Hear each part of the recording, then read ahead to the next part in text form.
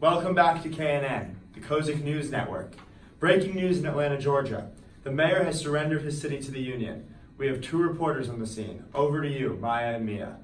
Today is September 2nd, and we are currently standing in Atlanta, Georgia with some breaking news. Just 1.5 months ago, on the 22nd of July, a battle broke out between the Union and the Confederates right here in Atlanta.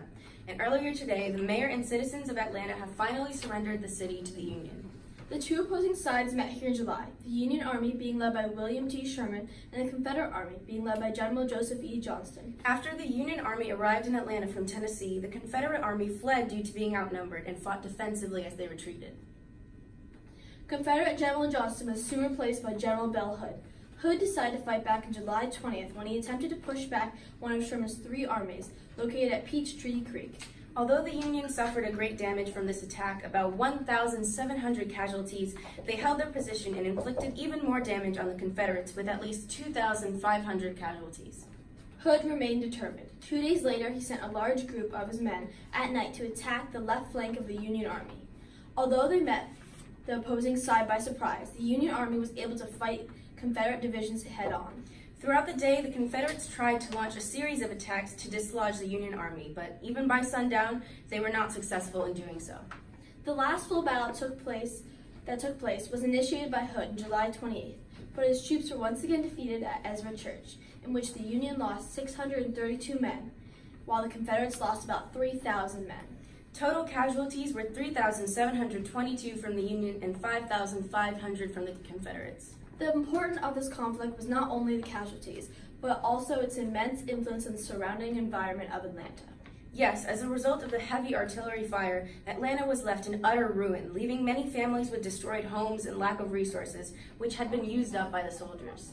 To share some insight into the experience, we had descriptions of Major Thomas T. Taylor fighting on the side of the Confederates during the Battle of Atlanta.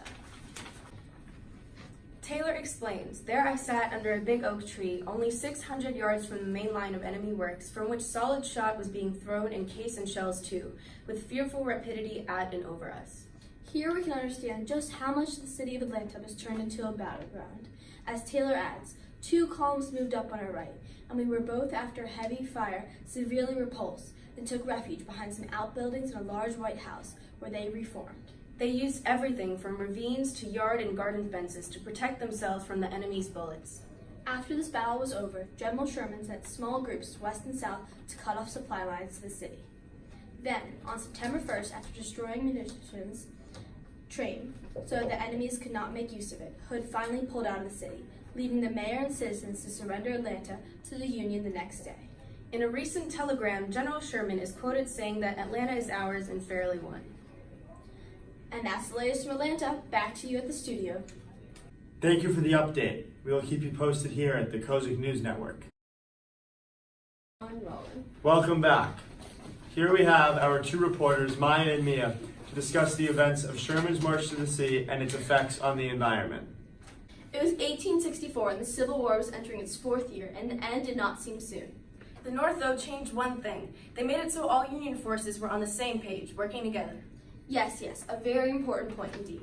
Ulysses S. Grant was made lieutenant commander of all Union forces, and William T. Sherman would take over Grant's former command as military division of the Mississippi. It is right to say, is it not, that Grant and Sherman are friends and work well together?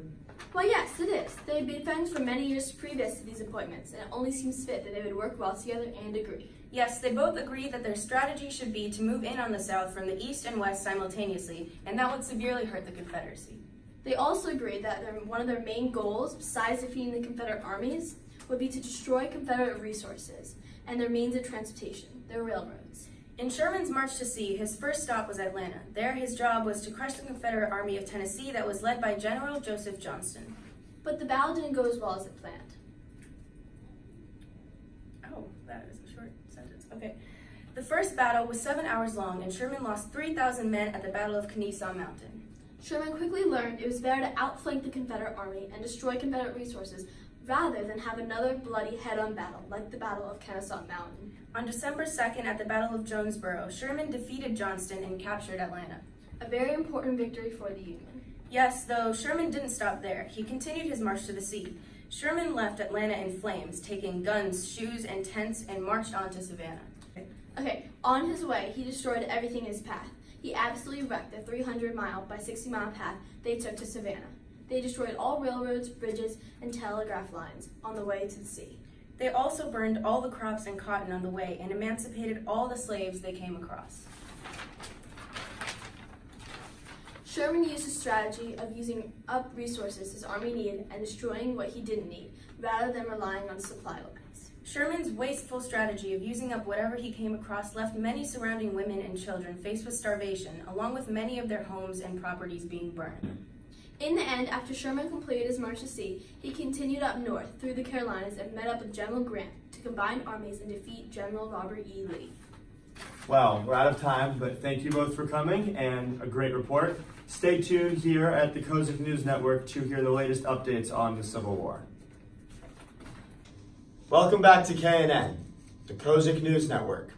We're now going to send it to Eddie and Alex, bringing you our big picture on Total War. Hello, this is Eddie Engelman and Alex Marinon bringing you the big picture. How are you today, Alex? I'm doing very well, thank you. Now, on to the topic.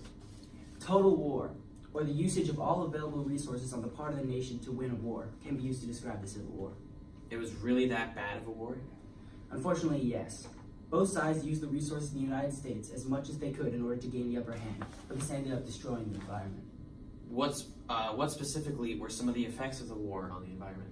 Well, some notable ones include the destruction of forests, the disruption of waterways, the wasting of natural resources, unsustainable whaling and hunting practices, draining of wetlands, and the loss of topsoil and the disturbance of erosion patterns.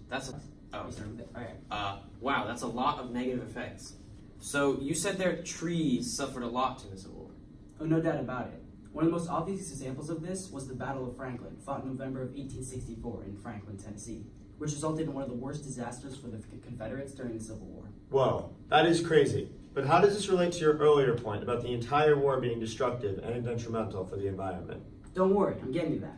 Not only did the Battle of Franklin represent a devastating loss for the Confederacy, but it caused widespread environmental destruction to the forested areas in and around the battlefield. Soldiers who fought in this battle described the scene after the battle. A small grove of about 200 locust trees, most of them about the size of a common bedpost. These little trees were literally cut to pieces by the bullets. Some of them, not as large as a man's body, had 50 to 60 bullet marks. That's a lot of bullets to be spending on locust trees. It sounds like neither army was very conscious of the immense damage they were inflicting on the environment. I couldn't agree more. That same soldier even notes that a reward of $25 had been offered by several officers to any person who will find in that grove a tree or limb 5 feet long which had not been struck by a bullet.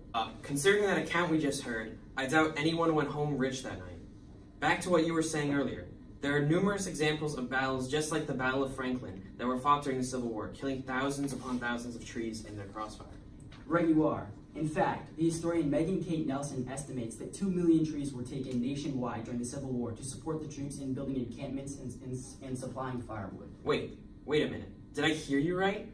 2 million trees taken just to make forts and provide firewood? That's insane. Now that I think about it, that doesn't even include the thousands upon thousands of trees destroyed by the armies. That's exactly what I was thinking. Not only did both armies destroy thousands of trees in their quest for power, but they also chopped down 2 million trees to use in the war for things like heat and shelter. And trees were not the only thing in the environment that suffered as a result of the Civil War. The loss of topsoil across the United States at the time was massive. Sorry, let me stop you there for just a second. What is topsoil? I honestly didn't know about it until recently. But topsoil is crucial for storing the water and nutrients that agricultural crops and native plants need to survive. Sounds like something we should be protecting, considering how important farming is and was for the United States. You would think so, wouldn't you? But this was definitely not the case during the Civil War. One of the best examples we have of this is the Battle of the Crater. Crater? As in the giant hole in the ground? Yes, sir. On July 30th, 1864, during the siege of Petersburg, the Union Army, operating under the orders of Lieutenant General Ulysses S. Grant, exploded a super destructive mine. The goal was to blow a gap in the tough Confederate defense, allowing the Union Army to march in and wreak havoc. Well, did that end up working? Oh, it worked all right, though possibly a little bit too well. What do you mean by that? Well, the explosions did kill 278 Confederate soldiers instantaneously. And not only that, the explosion even rendered thousands of the soldiers who survived the blast essentially useless for around 15 minutes as they tried to organize themselves and regain their bearings. Well, that sounds like an overwhelming victory to me. Well, it was a victory for the army, but the environment suffered heavily from the massive explosion. The blast created a huge depression in the earth that is still there to this very day.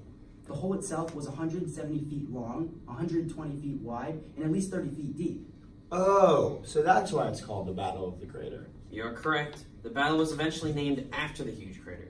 Getting back to the effect on the environment, the massive destruction of land destroyed most of it, if not all the topsoil in the area, making it near impossible for plants to survive. Or even for man-made crops to be planted there. Sounds awful. Oh, it was. That reminds me. I forgot to mention that explosions were not even the only way topsoil was destroyed during the Civil War. Well, what other way could topsoil be affected so deep in the ground? Well, throughout the war, military operations often involved the altering of the environment, and more specifically the soil. But how so? The construction of earthen entrenchments, dubbed earthworks, was widespread, particularly around Washington, D.C. Some earthworks were said to be as extensive as 5 miles. Unfortunately, these trenches and passageways were dug deep into the ground, affecting the landscapes above immensely. The major problem with this was the erosion dynamics of the landscape, which caused many ecological problems in the United States during the time. I think I know what problems you are referring to. Well, if you guessed the loss of topsoil, then you would be correct. Moving on from the loss of topsoil, even grave digging and burying people after they fell in battle brought ecological problems. But don't we bury people today? Why was it such a big deal back then? Well, today there are thousands of less casualties per day or week compared to the Civil War.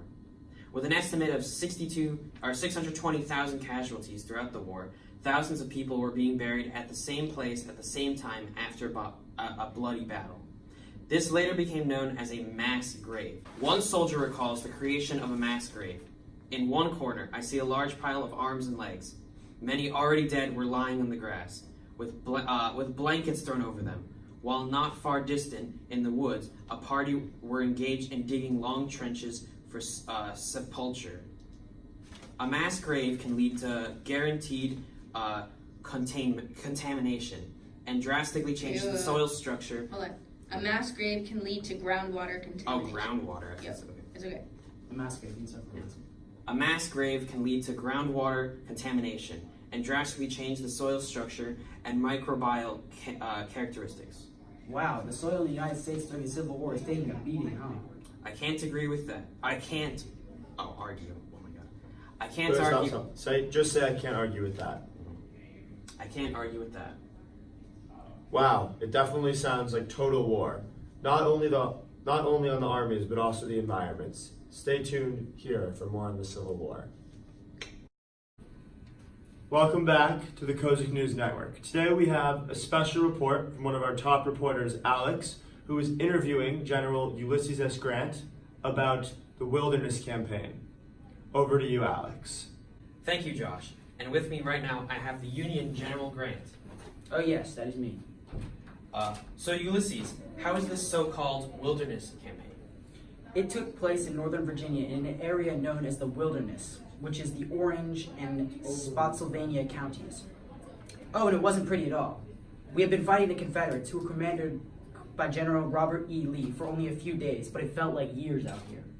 I've heard it was very bloody. How many men were lost during this battle? It was a horrid sight to behold, and in total, around 30,000 bodies were found dead. That sounds terrible. I hope everyone on both sides can find solace in the men lost. There have been some rumors of both sides of the war using war attrition, which is the cause of such a high body count for a battle that was not very long. Is this true? Unfortunately, this is true. Even though the battle was only a few days, we had to use war attrition, which is a very brutal form of combat. It is a strategy to keep throwing troops out in order to overwhelm as many of their troops as we were forced to use it to assault the Southern troops. I have also heard reports that there may have been many uses of the trees during the battle. Is this also true? It is indeed. If we look to the forests of Northern Virginia, many trees were left dead, shot up, or burnt with no leaves. Many soldiers suffered grave injuries from forest fires, and many more lost their lives. Although many trees were destroyed during combat, many were also chopped down to use as supplies for our needs. Was it just trees, or were there any other major impacts on the environment? Because of the chaos and war attrition, the impact on the environment was devastating, especially to the ground surrounding the battle. The fields were left filthy with bodies spilled out and craters blown from the ground. The territory was unrecognizable to that which was there before the battle. That sounds awful. Was there any decisive victor? Well, ultimately no, although I was able to continue my campaign through the rest of Virginia. Many say the battle had ended in a draw, so there was no distinct winner in this one. Thank you for your insight, Mr. Grant. Back to you, Josh. Very interesting stuff from Ulysses S. Grant. Thank you, Alex, one of our best reporters here at KNN. Come back tomorrow for more Civil War news.